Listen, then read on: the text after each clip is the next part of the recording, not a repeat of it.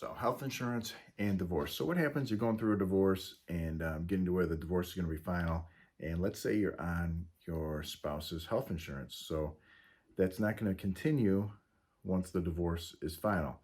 After your divorce, you're no longer legally related to each other. There's no more relationship. So there's no basis to cover you on their health insurance. So something to keep in mind, or same, the other side of that's true too. If your wife is on your health insurance and you're getting divorced, you need to keep in mind that once that's final, she will be off of that health insurance. So now it is possible, maybe you've heard of COBRA. So if the health insurance policy is through an employer that has more than 60 employees and these federal laws apply, it's possible to do COBRA health insurance. So it would be possible at the end of a divorce for you to stay on your spouse's policy for up to 3 years. But then you have to pay the out-of-pocket cost that the employer is paying. So if your wife is working for a large corporation and COBRA is available, you could stay on her health insurance for up to 3 years after the divorce is final, but you then have to pay the cost that the company is spending to cover you under that policy.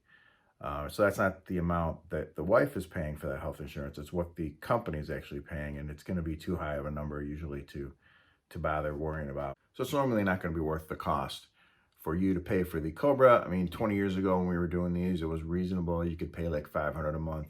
Now it's gotten really high. The cost that employers pay to provide health insurance is so high that it's not worth reimbursing them to keep health insurance going. You can get it through other ways. So, I mean, you're usually costing over $1,000 a month to keep the policy going once the divorce is final. So that's out. So then what are some other alternatives? Well, I mean, you can get health insurance through the open marketplace.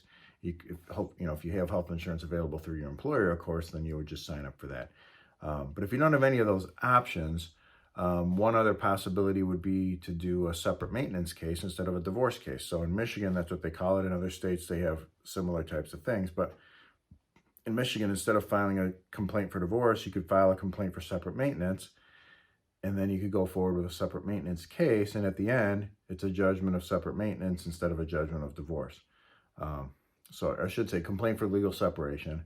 And then at the end of that, it's a judgment of separate maintenance. So you could do that. What that'll mean is you're still legally married at the end of this court case. It's just like a divorce in every way. Legal separation is exactly like a divorce. Same process, same cost, same timeline, same issues. You go through, divide up all the assets, the liabilities. You deal with debt, with spousal support, alimony if there is any, with custody, parenting time, child support, whatever the issues might be in the divorce case, same issues in legal separation. But the difference is that at the end of legal separation, you do a judgment of separate maintenance. You're still legally married. So normally that's going to mean you can continue that health insurance coverage indefinitely until a divorce happens. So that's one way to go. Now that has to be by agreement. You can file for divorce and force someone to allow you to be divorced, but you cannot file for legal separation and then force them to stay married to you and do separate maintenance. So separate maintenance would have to be by agreement. So in other words, a divorce does not have to be by agreement. If one person wants a divorce, they get it. Separate maintenance has to be by agreement. I can't make them stay married to me after the court case is final. But it's one path to go. You'll find that elderly people, this is more of an attractive idea to them. They're thinking, well, I'm not going to get remarried, but I don't want to live together anymore. And they want to go their separate ways, but they don't want to lose their health insurance benefits.